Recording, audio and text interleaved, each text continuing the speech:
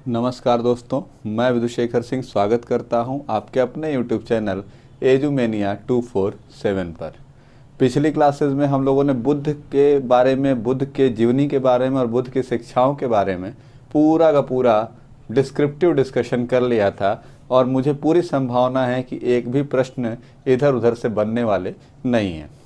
अब हम लोग चलते हैं नेक्स्ट सेशन की ओर, जहाँ पर हम लोग बात करेंगे जैन धर्म के बारे में कि जैन धर्म है। तो जैन धर्म से आने वाले सबसे पहले सामान्य प्रश्नों पर बात कर लिया जाए।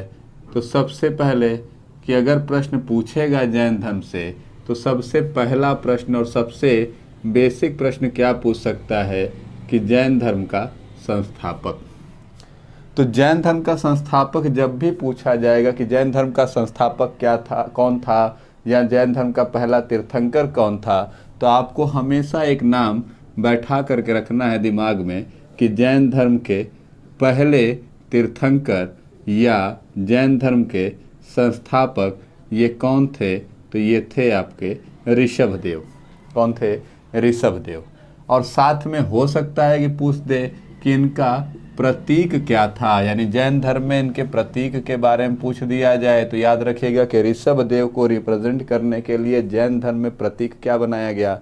तो प्रतीक बनाया गया सांड को, यानी जैन धर्म में ऋषभदेव का प्रतीक यानी कि संस्थापक का जो प्रतीक है वो बनाया गया सांड को। अब कहा जाए कि जैन धर्म में कुल कितने तीर्थंकर हुए, तो कुल तीर्थंकर जैन धर्म में हुए थे 24। सबसे मोस्ट इम्पॉर्टेंट ये भी है, पहला कि संस्थापक या पहला तीर्थंकर कौन था, तो ऋषभदेव थे। दूसरा कि ऋषभदेव का प्रतीक चिन्ह क्या था, तो सांड था। और कुल कितने तीर्थंकर थे, तो 24 तीर्थंकर थे, जिसमें से 2 के नाम और पूछे जाते हैं, एक 23वां और एक 24वां। तो 23वें थे पार्श्वनाथ। कौन था? पार्श्वनाथ। और 24वें थे महावीर स्वामी। महावीर स्वामी। पार्श्वनाथ का प्रतीक चिन्ह दिया जाता है किसको, तो पार्श्वनाथ का प्रतीक चिन्ह दिया जाता है सांप का फन। और महावीर स्वामी का दिया जाता है शेर। साथ में महावीर स्वामी से एक प्रश्न ये भी पूछा जा सकता है कि जैन धर्म का वास्तविक संस्थापक कौन था। तो अगर संस्थापक पूछेगा मेरे भाई तो मारना किसको? ऋषभदेव को। लेकिन अगर वास्तविक संस्थापक पूछ लेगा तो वास्तविक संस्थापक किसको मारोगे आप? महावीर स्वामी को। इन दोनों का जब डिफरेंस देखोगे, 23वें तीर्थंकर और 24वें तीर्थंकर का जब आप डिफरेंस देखोगे तो डिफरेंस लगभग 250 साल का आता है। कितने साल का? यानी पार्श्वनाथ पहले आए थे कितने, तो 250 साल पहले आए थे किसके? महावीर स्वामी के। यानी कि इतना जैन धर्म का एक एक तीर्थंकरों के बीच में अंतर भी रहा है। फिर से आता हूँ, जैन धर्म का संस्थापक कौन, तो ऋषभदेव। कुल कितने तीर्थंकर, तो 24। पार्श्वनाथ कौथे थे, तो 23वें। क्या प्रतीक था, तो सांप का फन। महावीर स्वामी कौथे थे, 24वें। जैन धर्म का वास्तविक संस्थापक कौन, तो महावीर स्वामी। महावीर स्वामी का प्रतीक चिन्ह क्या, तो शेर। तो ये सामान्य प्रश्न हैं जो यहाँ से आए हैं। अब थोड़ी सी जानकारी रखी जाएगी पार्श्वनाथ के बारे में और थोड़ी सी जानकारी ज़्यादा डिस्कस करनी होगी महावीर स्वामी के बारे में। तो आते हैं, सबसे पहले बात करते हैं पार्श्वनाथ की। तो पार्श्वनाथ को ज्ञान की प्राप्ति हुई, यानी पार्श्वनाथ से प्रश्न अगर पूछा जाएगा तो पार्श्वनाथ को ज्ञान की प्राप्ति झारखंड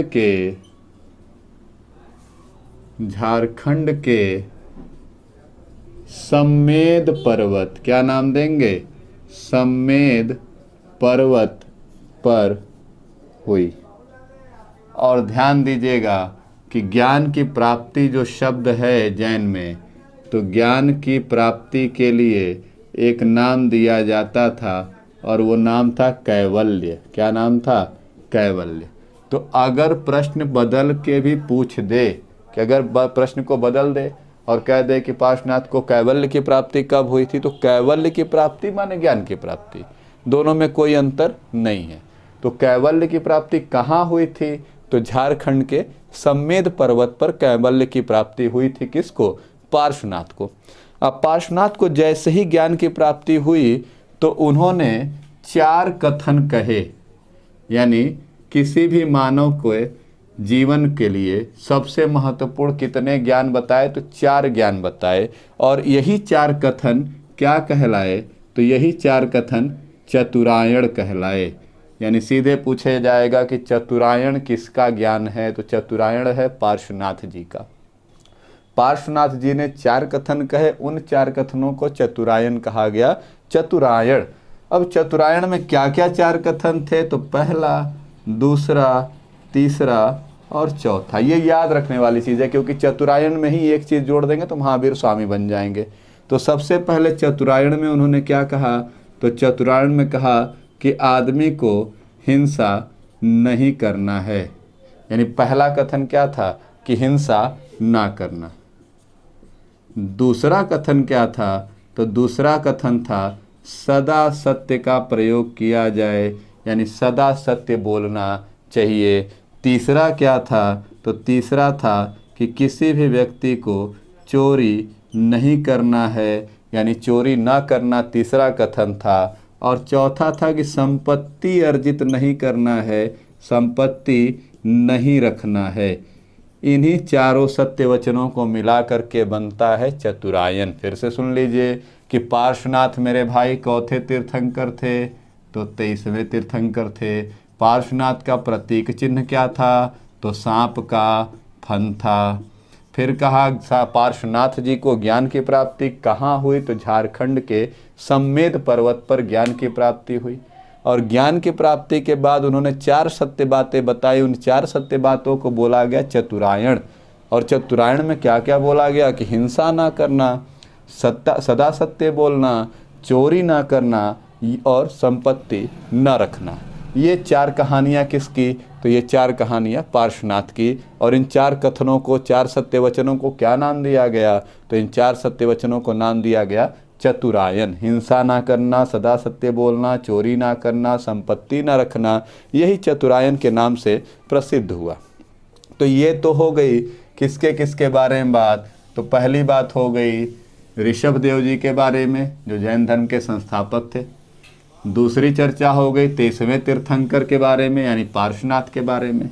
और तीसरी चर्चा जो हम लोग करने जा रहे हैं वो करने जा रहे हैं महावीर स्वामी जी के बारे में। क्योंकि सबसे ज़्यादा अगर पूछा जाएगा जैन धर्म से प्रश्न, तो सबसे ज़्यादा प्रश्न पूछे जाएंगे महावीर स्वामी से। कई लोगों का प्रश्न है कि सर क्यों ऐसा, इतने ज़्यादा प्रश्न क्यों?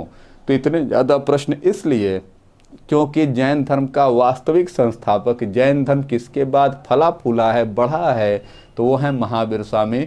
सबसे ज़्यादा प्रश्न पूछे जाते हैं महावीर स्वामी से। तो इसलिए महावीर स्वामी पर आते हैं कि महावीर स्वामी के बारे में क्या क्या पूछ सकता है। महावीर स्वामी, तो महावीर स्वामी के बारे में एक कथन तो पहले ही सुन लिए। क्या कथन सुने भाई? कि महावीर स्वामी को जैन धर्म का वास्तविक संस्थापक कहा जाता है। संस्थापक माना जाता है ऋषभदेव को, लेकिन वास्तविक संस्थापक माना जाता है किसको? तो महावीर स्वामी को। जन्म की बात किया जाए कि इनका जन्म कहाँ और कब, कैसे, क्या मामला था, तो जन्म की आप बात करोगे तो जन्म हुआ था इनका 540 ईसा पूर्व। कहाँ पर? तो कुंडग्राम वैशाली। कुंडग्राम वैशाली। ये तो हो गया सामान्य परिचय। पिता के बारे में बात किया जाए तो पिता का नाम था सिद्धार्थ। महावीर स्वामी के पिता का नाम क्या था? सिद्धार्थ था। और किस वंश के राजा थे? तो ये याद रखिएगा, ज्ञात्रिक वंश के राजा थे। यानी सिद्धार्थ किस वंश के राजा थे, या महावीर स्वामी किस वंश से आते थे? तो ज्ञात्रिक वंश से आते थे, ज्ञात्रिक वंश के राजा थे। अगला नाम पूछा जा सकता है माता का, तो माता का नाम था त्रिशला। क्या नाम था? तो माता का नाम था त्रिशला। माता का नाम त्रिशला। भाई का नाम बार बार पूछा जाएगा, क्यों पूछा जाएगा इसके बारे में चर्चा भी करूंगा कि महावीर स्वामी के बड़े भाई का नाम क्या था। तो बड़े भाई का नाम था नंदीवर्धन। बड़े भाई का नाम क्या था? नंदीवर्धन। पुत्री के बारे में भी ध्यान दिया जाए तो पुत्री का नाम था प्रियदर्शनी। प्रियदर्शनी। और पुत्री से जिसकी शादी हुई थी यानी कि दामाद का नाम जो था, दामाद का नाम था जमाली। क्या नाम था? जमाली। ये सारे नाम याद रखने हैं क्योंकि कुछ भी इसमें से पूछा जा सकता है। पहला कि जन्म कब हुआ था, तो 540 ईसा पूर्व में। कुछ धार्मिक किताबों में, जो एनसीईआरटी में तो नहीं है लेकिन कुछ धार्मिक किताबों में 599 ईसा पूर्व भी वर्णित किया गया है, लेकिन हम लोगों को धार्मिक मान्यताओं पर काम नहीं करना है। हम लोगों को एनसीईआरटी की किताबों को लेकर के चलना है, जिनको आयोग जिनसे संतुष्ट हो। तो उसकी अगर बात करेंगे तो 540 ईसा पूर्व में वो आपका हुआ था कुंडाग्राम वैशाली में। पिता सिद्धार्थ जो ज्ञात्रिक वंश के राजा थे, माता त्रिशला, भाई नंदीवर्धन, पुत्री प्रियदर्शनी, दामाद जमाली। अब क्यों हमने कहा कि दो लोगों को ध्यान देना है, तो दो लोगों को ध्यान इसलिए देना है तो सबसे पहला ध्यान नंदीवर्धन पे देना है, क्योंकि जैसे ही माता और पिता की मृत्यु होती है यानी कि सिद्धार्थ और त्रिशला की मृत्यु होती है, तो उस समय महावीर स्वामी की आयु थी 30 वर्ष। कितनी? 30 वर्ष की आयु थी। और इन्हीं भाई से यानी नंदीवर्धन जी से ही आशीर्वाद लेकर के और आज्ञा लेकर के ये सन्यास के रास्ते पर गए। तो अगर पूछा जाता है किसी भी प्रश्न में, अगर ये आता है कि किससे आज्ञा लेकर के महावीर स्वामी सन्यास धारण किए, तो महावीर स्वामी ने सन्यास धारण किया था अपने बड़े भाई नंदीवर्धन की आज्ञा पर सन्यास धारण किया था। और दूसरा हमने कहा कि दामाद याद रखना है, बड़ी जरूरी चीज़, क्योंकि महावीर स्वामी को जब ज्ञान की प्राप्ति हुई तो ज्ञान की प्राप्ति के बाद सबसे पहला भिक्षु किसको बनवाया, सबसे पहला शिष्य किसे बनाया, तो सबसे पहला शिष्य बनाया अपने दामाद को यानी जमाली को। तो ये तो कहानी हो गई महावीर स्वामी की कि महावीर स्वामी का जन्म कब हुआ था, तो 540 ईसा पूर्व में। कहाँ हुआ था, तो कुंडग्राम वैशाली में। पिता का नाम क्या था? सिद्धार्थ था, जो ज्ञात्रिक वंश के राजा थे। माता का नाम त्रिशला, भाई का नाम नंदीवर्धन, पुत्री का नाम प्रियदर्शनी और दामाद का नाम जमाली। अब पूछा जाता है किस वर्ष की अवस्था में, तो मैंने बताया कि 30 वर्ष की अवस्था में अपने बड़े भाई नंदीवर्धन से आज्ञा लेकर के ये निकल पड़े सन्यास के लिए। और जब सन्यास की प्राप्ति, सन्यास के बाद ज्ञान की प्राप्ति होती है, तो ज्ञान की प्राप्ति के बाद 3 नाम आते हैं। ज्ञान की प्राप्ति के बाद 3 नाम आते हैं। पहला नाम आता है अरहत, दूसरा नाम आता है पहला नाम आता है अरहत, दूसरा नाम आता है निरग्रह और तीसरा नाम आता है जिन। ये तीनों नाम किसके हैं या ये तीनों उपाधियां किसकी हैं, तो महावीर स्वामी की। अरहत का मतलब क्या है, तो अरहत का मतलब होता है पूज्य, यानी कि जो व्यक्ति योग्यता धारण करता है पूजनीय होने की, जो पूज्य होता है उसको हम लोग कहते हैं अरहत। निरग्रह अगर पूछा जाएगा कि निरग्रह किसको कहते हैं, तो जिसको किसी भी आग्रह की आवश्यकता न हो, यानी जो व्यक्ति पूरे तरीके से बंधनहीन हो चुका हो, उसको हम लोग कहते हैं निरग्रह, बंधनहीन का। और तीसरा नाम आता है जिन। जिन शब्द किसके लिए यूज़ किया जाता है, तो जिन का मतलब होता है विजेता, यानी कि जिसने अपने सारी इंद्रियों पर नियंत्रण पा लिया हो, उसको हम लोग नाम देते हैं जिन का। तो महावीर स्वामी को जब ज्ञान की प्राप्ति होती है, तो ज्ञान की प्राप्ति के लिए बाद उनको पहले बोला जाता है अरहत। अरहत माने पूज्य, निरग्रह यानी कि बंधनहीन और जिन यानी कि विजेता। ये 3 उपाधियां महावीर स्वामी को दी गई या महावीर स्वामी को इन नामों से भी जाना जाता है। दूसरा पूछा जाता है कि महावीर स्वामी ने अपना पहला उपदेश कहाँ दिया। और दूसरा पूछा जाता है कि महावीर स्वामी ने अपना अंतिम उपदेश कहाँ दिया। तो पहला उपदेश दिया था राजगीर में और अंतिम उपदेश दिया था पावापुरी में। ये दोनों याद रखिएगा कि महावीर स्वामी ने ज्ञान की प्राप्ति के पश्चात अपना पहला उपदेश कहाँ दिया था, तो राजगीर में, और अंतिम उपदेश कहाँ दिया था, तो अंतिम उपदेश दिया था पावापुरी में। इतने से कन्फ्यूज़न आपकी क्लियर हो गई होगी। अरहत माने पूज्य, निरग्रह माने बंधनहीन, जिन माने विजेता। पहला उपदेश राजगीर में और अंतिम उपदेश पावापुरी में। यहाँ तक की कहानी स्पष्ट हो गई। आगे चलते हैं, थोड़ा सा और बातें करते हैं महावीर स्वामी के बारे में। अगर चैनल समझ में आ रही हो बातें, वीडियो आपको क्लियर हो रहा हो, कॉन्सेप्ट क्लियर हो रहा हो, मदद मिल रही हो, तो दोस्तों में शेयर ज़रूर करवाइएगा। लाइक, शेयर और सब्सक्राइब बहुत ज़रूरी है, इसलिए करवाइएगा ज़रूर। अब आते हैं कि महावीर स्वामी को जब ज्ञान की प्राप्ति हुई, पार्श्वनाथ के बारे में कहा गया कि पार्श्वनाथ ने चतुरायन की बात करी, लेकिन महावीर स्वामी को जब ज्ञान की प्राप्ति हुई तो महावीर स्वामी ने 5 नियम बताए, और इन 5 नियमों को क्या बोला गया, तो इन 5 नियमों को पंचायन बोला गया। यानी कि जो 5 नियम, चतुरायन में एक नियम जुड़ गया। पार्श्वनाथ के चतुरायन थे यानी 4 नियम थे, महावीर स्वामी के पंचायन यानी कि 5 नियम थे। तो पहले महावीर पार्श्वनाथ वाले लिख लिया जाए कि पार्श्वनाथ के क्या क्या थे। तो पार्श्वनाथ का था सबसे पहला कि हिंसा ना करना। क्या था? हिंसा ना करना। दूसरा क्या था? सदा सत्य बोलना, कभी भी झूठ नहीं बोलना, सदा सत्य बोलना। तीसरा क्या था? तो चोरी ना करना, चोरी ना करना।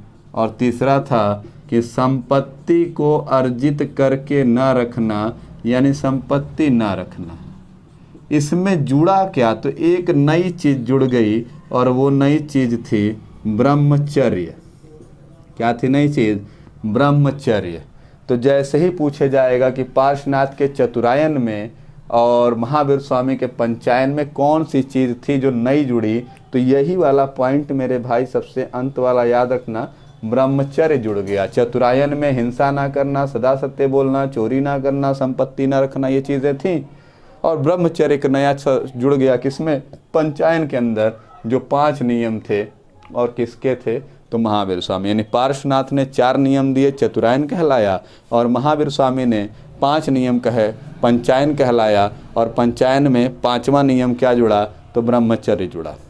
साथ में महावीर स्वामी का एक चीज़ और ध्यान देना है, त्रिरत्न, कि महावीर स्वामी ने एक त्रिरत्न की भी बात की है। क्या त्रिरत्न है? तो ये त्रिरत्न हैं आपके सम्यक दर्शन, सम्यक दर्शन। दूसरा क्या है? सम्यक ज्ञान। पहली चीज़ क्या? सम्यक दर्शन। दूसरी चीज़ क्या? सम्यक ज्ञान। और तीसरी चीज़ क्या? तो तीसरी चीज़ सम्यक आचरण। यानी कि ये 3 चीज़ें त्रिरत्न में जोड़ेंगे। कि दर्शन क्या? तो जो दर्शन जोड़ा गया उसको, या जो जैन धर्म के जो नियम कानून थे, या जैन धर्म की जो विचारधारा थी, वो सम्यक दर्शन है। जैन धर्म द्वारा दिया गया ज्ञान सम्यक ज्ञान है। और जैन धर्म के द्वारा बनाए गए ये सब जो नियम थे पंचायन और चतुरायन के, वही सम्यक आचरण हैं। यानी मनुष्य को उसी में जुड़ करके रखना होगा। तो उम्मीद करता हूँ कि यहाँ तक की चीज़ें क्लियर कट समझ में आ रही होंगी। पंचायन 5 नियम, हिंसा ना करना, सदा सत्य बोलना, चोरी ना करना, संपत्ति ना रखना, और ब्रह्मचर्य। त्रिरत्न में क्या क्या है? तो सम्यक दर्शन, सम्यक ज्ञान, सम्यक आचरण। और ये कहानी पूरी हो गई किसकी? महावीर स्वामी की। महावीर स्वामी ने जैन धर्म की पूरी मान्यताओं को आगे बढ़ाया। जैन धर्म की मान्यता क्या थी? तो कहा गया कि ईश्वर तो है ही नहीं, जो कुछ भी है वो सब क्या है? तो मनुष्य के अंदर छिपी हुई आत्मा है। यानी मनुष्य के अंदर जो आत्मा है वही सब कुछ है। तो जैन धर्म में ईश्वर की मान्यता नहीं थी, इसलिए घोर विरोधी थे महावीर स्वामी भी किसके, तो ईश्वर पूजा के और मूर्ति पूजा के। यानी कि मूर्ति पूजा जैन धर्म में महावीर स्वामी ने बिल्कुल मना कर दिया और साथ साथ कर्म कांडों का भी खुलकर के विरोध किया।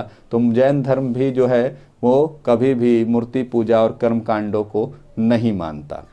अब ये सब कहानियाँ तो हो गई, लेकिन हाँ एक चीज़ इसमें ध्यान दीजिएगा कि जैन धर्म में एक नई चीज़ है कि जैन धर्म पुनर्जन्म को मानता है, लेकिन मूर्ति पूजा को, ईश्वर को या कर्मकांडों को नहीं मानता।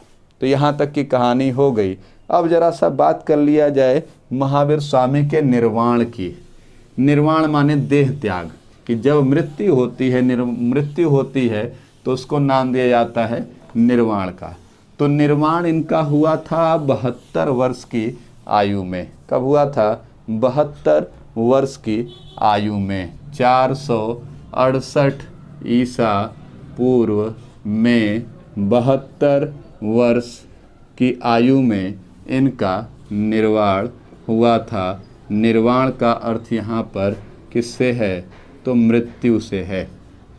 कि महावीर स्वामी की मृत्यु कब हुई थी? तो 468 ईसा पूर्व में हुई थी। और कहाँ पर हुई थी? तो इनकी मृत्यु हुई थी जहाँ पर इन्होंने अंतिम उपदेश दिया था, यानी पावापुरी बिहार। पावापुरी बिहार में इनकी मृत्यु हुई थी। एक नाम दिया जाता है बार बार प्रश्न पूछा जाता है कि महावीर स्वामी ने अंतिम उपदेश कहाँ दिया था?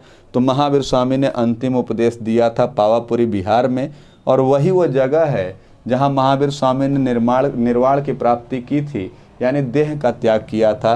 कब किया था? तो 468 ईसा पूर्व 72 वर्ष की आयु में। अब महावीर स्वामी की जब मृत्यु होती है तो इनके अनुयायी जो हैं वो 2 भागों में बट जाते हैं।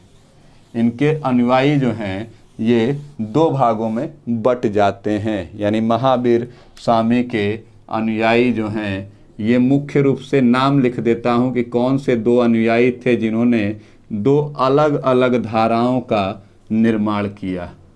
2 अलग अलग धाराओं का निर्माण करने वाले 2 का नाम ले लेता हूँ। एक अनुयायी जिसको हम लोग नाम देते हैं स्थूल भद्र।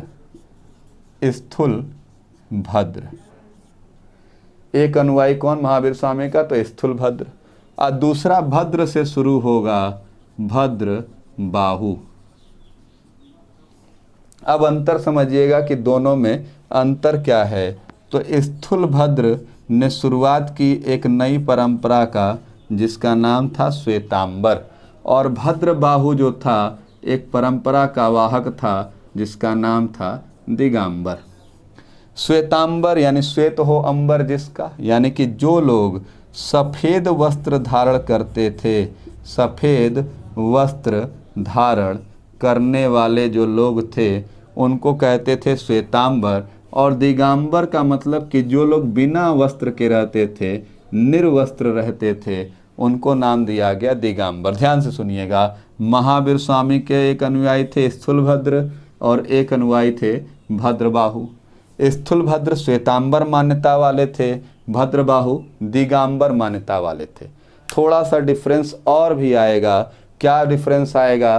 तो इन्होंने कह दिया, इन लोगों ने यानी कि स्थूलभद्र वालों ने कह दिया कि महिला को मोक्ष की प्राप्ति हो सकती है। लेकिन भद्रबाहु के मानने वालों का यानी दिगंबर वालों का क्या कहना था कि महिला को पहले अच्छे कर्म करने होंगे, अच्छे कर्म करके अगले जन्म में पुरुष बनती है और पुरुष बनने के बाद ही उसको मोक्ष की प्राप्ति होगी, यानी महिला को मोक्ष की प्राप्ति नहीं हो सकती। दूसरा, इन लोगों का एक और मानना था कि जो 19वें तीर्थंकर थे जिनका नाम था मल्लीनाथ। क्या नाम था? मल्लीनाथ। तो ये वाले यानी कि श्वेतांबर वाले मल्लीनाथ को मानते थे महिला, लेकिन ये वाले मल्लीनाथ को मानते थे पुरुष। तीसरा, इनके हिसाब से महावीर स्वामी यानी श्वेतांबर के हिसाब से महावीर स्वामी विवाहित थे, लेकिन इनके हिसाब से महावीर स्वामी अविवाहित थे। फिर से सुनिएगा कहानी कि अनुयायियों को दो भागों में बांटा गया। स्थूलभद्र जो थे उन्होंने श्वेतांबर को लेकर के बात करी, और भद्रबाहु जो थे इन्होंने दिगंबर को लेकर के बात करी। श्वेतांबर वाले सफ़ेद वस्त्र धारण करते थे, महिलाओं को मोक्ष की प्राप्ति हो सकती है ऐसा मानते थे। 19वें तीर्थंकर मल्लीनाथ को महिला मानते थे और महावीर स्वामी को विवाहित मानते थे। भद्रबाहु के जो मानने वाले थे वो दिगंबर थे, यानी कि ये निर्वस्त्र रहते थे, महिला को मोक्ष नहीं मिल सकता ऐसा इनका मानना था। और मल्लीनाथ जो है, जब महिला को मोक्ष मिल ही नहीं सकता तो किसी तीर्थंकर को ये पुरुष कैसे माने, तो ये मल्लीनाथ को किसी तीर्थंकर को ये महिला कैसे माने, तो ये मल्लीनाथ को पुरुष मानते थे और ये मान करके चलते थे कि महावीर स्वामी जो हैं तो महावीर स्वामी अविवाहित हैं। तो ये मुख्य अंतर था किसका, तो ये मुख्य अंतर था आपका महावीर स्वामी के अनुयायियों स्थूलभद्र, श्वेतांबर, भद्रबाहु, दिगंबर, इनको लेकर के भी प्रश्न बनाए जाते हैं। अगर वीडियो पसंद आ रहा होगा तो अपने दोस्तों में लाइक, सब्सक्राइब और शेयर जम करके करना पड़ेगा, तब जा कर के फ़ायदा मिलेगा। और पेट का पूरा सिलेबस ख़त्म करके रहूँगा, ये गारंटी है, आप उसके लिए निश्चिंत रहिए। अब आगे चलते हैं तो एक घटना और आती है चंद्रगुप्त मौर्य की। चंद्रगुप्त मौर्य के जुड़ी हुई घटना पे बात करते हैं तो मौर्य काल में 12 वर्ष का भीषण अकाल पड़ा, जिसमें भद्रबाहु जो थे वो मौर्य काल के अंदर थे। और भद्रबाहु का मतलब क्या, तो भद्रबाहु माने दिगंबर।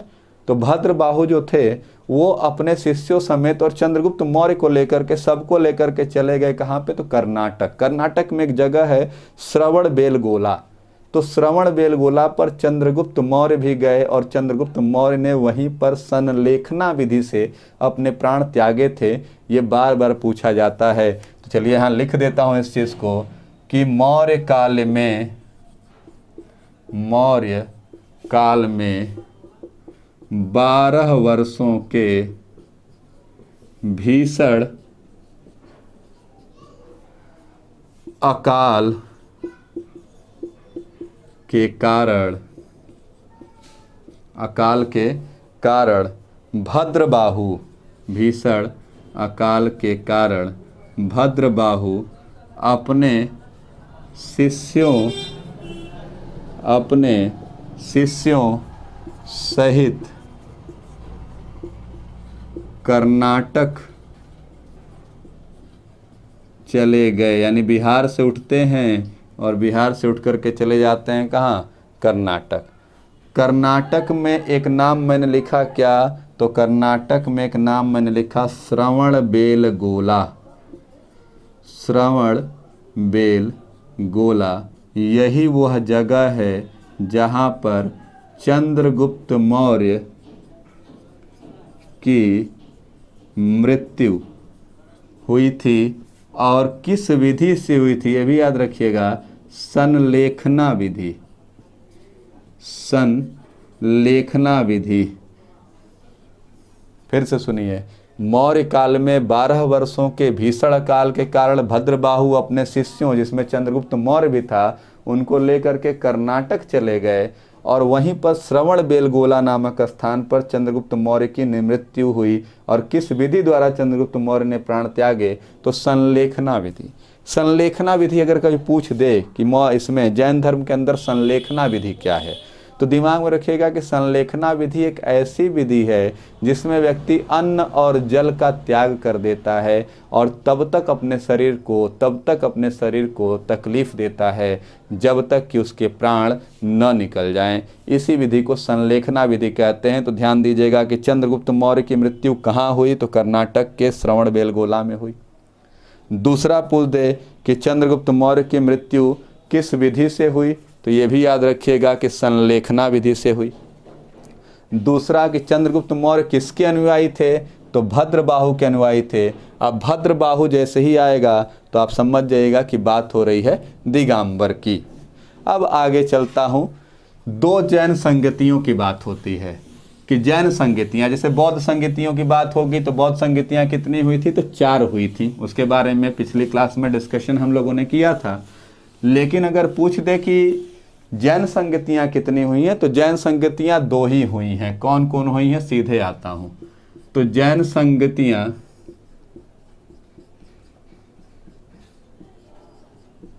2 हुई। एक हुई कब, तो पहली जैन संगीति हुई 300 ईसा पूर्व। पहली जैन संगीति कब हुई, 300 ईसा पूर्व। कहाँ हुई, तो हुई थी पाटलिपुत्र में। कहाँ हुई, तो पाटलिपुत्र में। और किसकी अध्यक्षता में हुई, तो हुई थी स्थूलभद्र की अध्यक्षता में। दूसरी जैन संगति हुई 6वीं शताब्दी में, यानी सीधा सीधा आप अंतर देखोगे कितना ज़्यादा अंतर था। 6वीं शताब्दी एग्जैक्ट बता देता हूँ, 512 ईस्वी के आसपास माना जाता है कि दूसरी जो जैन संगति हुई थी वो 6वीं शताब्दी में 512 ईस्वी पूर्व में हुई थी। जगह क्या थी, तो जगह थी वल्लभी। वल्लभी वल्लभी एक जगह है, कहाँ पर, गुजरात में। एक हो गई पाटलिपुत्र यानी पटना में, और दूसरी हो गई कहाँ पर, वल्लभी यानी गुजरात में। एक हो गई किसने किया, तो स्थूलभद्र ने। और इसको भी याद रखिएगा कि किसने किया, तो किया था क्षमा श्रवण ने। क्षमा श्रवण ने। फिर से सुनिए, जैन संगीतियाँ कितनी हुई, तो 2 हुई। एक हुई 300 ईसा पूर्व। कहाँ हुई, तो पाटलिपुत्र में। कौन था अध्यक्ष, तो स्थूलभद्र था। दूसरी कहाँ हुई, तो दूसरी हुई 6वीं शताब्दी में 512 ईसा पूर्व, वल्लभी गुजरात में। और कौन था अध्यक्ष, तो क्षमा श्रवण। अब अगर पूछ दिया जाए आपसे कि कौन कौन से राजा थे जो जैन धर्म से रिलेट करते थे, तो जैन धर्म से रिलेटेड राजाओं के नाम यहाँ पर लिखता हूँ। इसको हटा देता हूँ, स्क्रीनशॉट आप ले लीजिएगा। तो जैन धर्म की 2 संगतियाँ हुई, एक पाटलिपुत्र में और एक वल्लभी गुजरात में।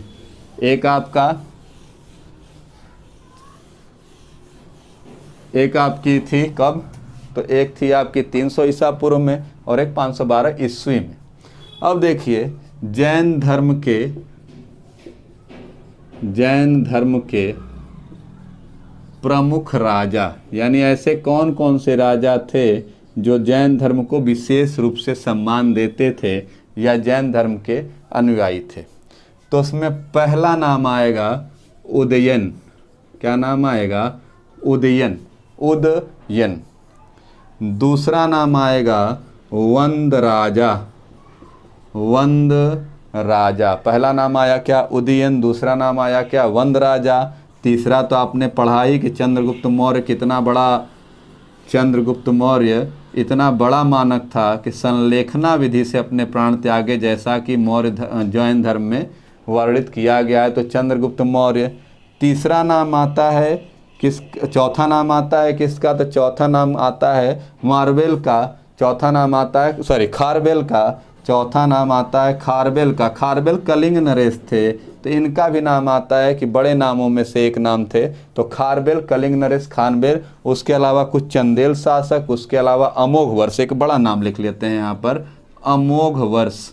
कि अमोघ वर्ष जो थे यह भी मानने वाले थे किसके, तो जैन धर्म के। तो अगर पूछेगा जैन धर्म के प्रमुख राजाओं के नाम, तो उदयन, वंद राजा, चंद्रगुप्त मौर्य, खारबेल, अमोघ वर्ष, इस तरीके के कुछ नाम जो थे वो जैन धर्म के प्रमुख राजाओं में आते हैं। उदयन, वंद राजा, चंद्रगुप्त मौर्य, खारबेल, कलिंग नरेश थे ये, और साथ साथ अमोघ वर्ष और कुछ चंदेल शासकों के भी नाम यहाँ पर आएंगे।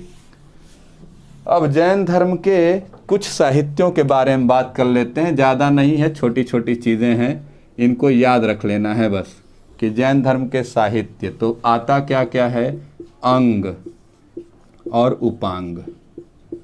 एक अंग और एक उपांग, 2 नाम आते हैं। तो याद रखिएगा कि 12 अंग हैं और 12 ही उपांग हैं। कितने अंग, तो 12 अंग, और कितने उपांग, तो 12 ही।